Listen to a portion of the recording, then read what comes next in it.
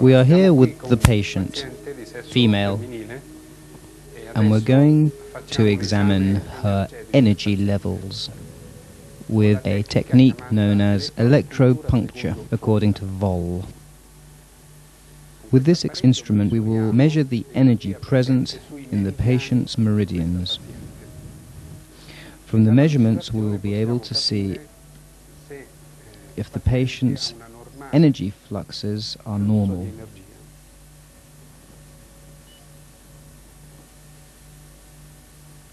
This point indicates the lymphatic system.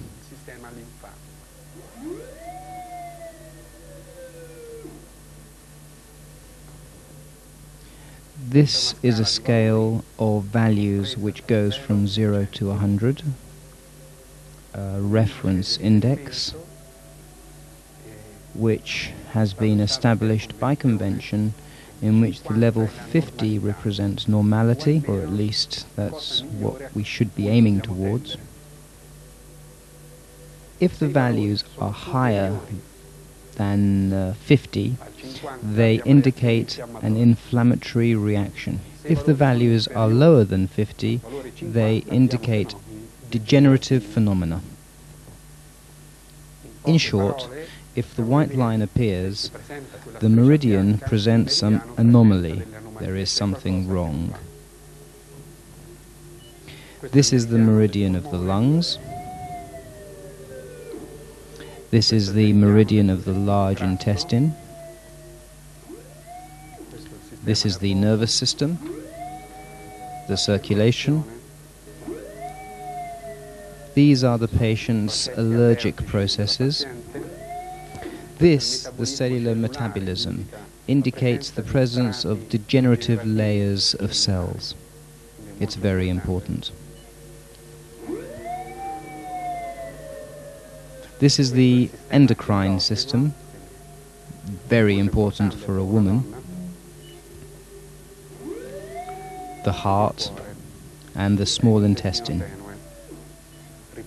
We will now repeat what we have done on the right hand to the left hand. Why are we doing this? Because our organs are evenly matched.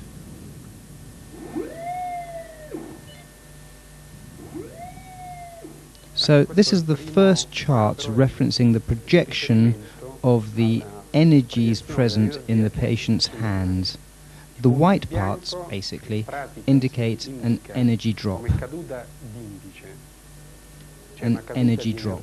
As you can see, in this patient, there are some allergies or intolerances, and the most important apparatus is that of the endocrine. We will now move on to the feet. Here we are analyzing the meridian of the pancreas. Now the liver.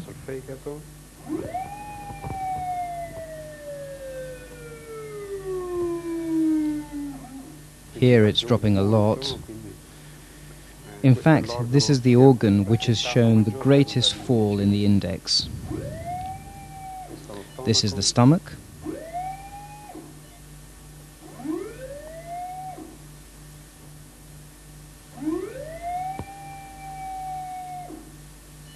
The skin.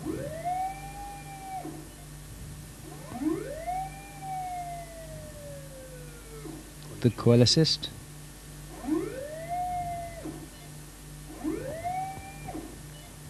Now the other foot. This is the spleen, very important for the immunity system. These are the articulations.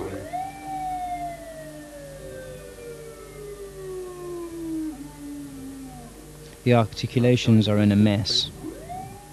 The stomach. This is the patient's overall chart. So we have completed it.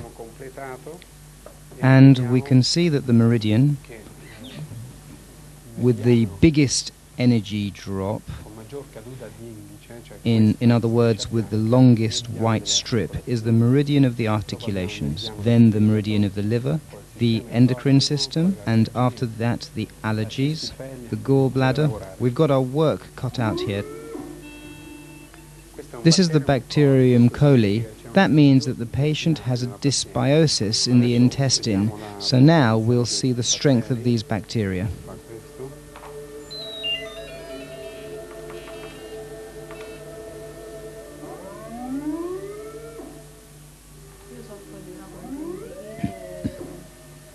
Well, with these Coxsackie, it's very probable. This is the same virus you have inside, so the virus you have in your articulations is also present in the eye.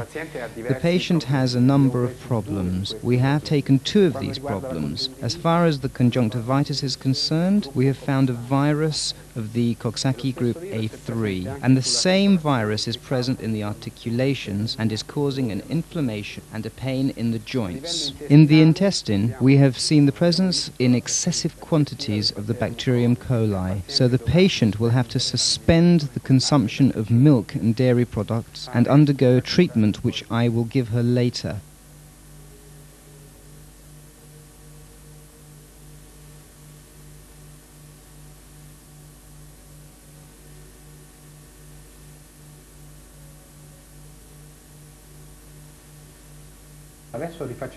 Now we're redoing the test after the treatment.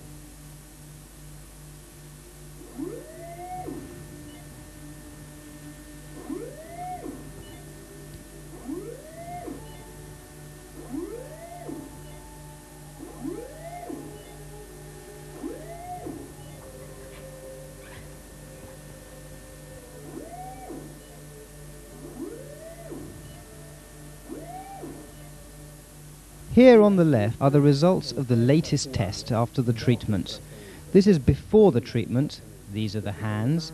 So these are the hands after the treatment. And here the hands before the treatment. Now for the values. See, this is the original test with her disease. Let's see now if we can find any trace of these bacteria. Nothing.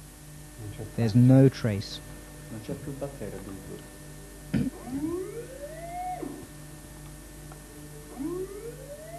Nothing. I could not even prescribe a treatment at the moment because, to all intents and purposes, she's cured. The only thing is, we'd have to see if this phenomenon lasts. That is, I ask myself, is it just a transfer of energy? Once the transfer has passed, will the normal energy levels come back and will the bacteria reappear? Certainly. If by meditating every day a person always has optimum levels of energy, it is possible. But how can this be brought to the masses?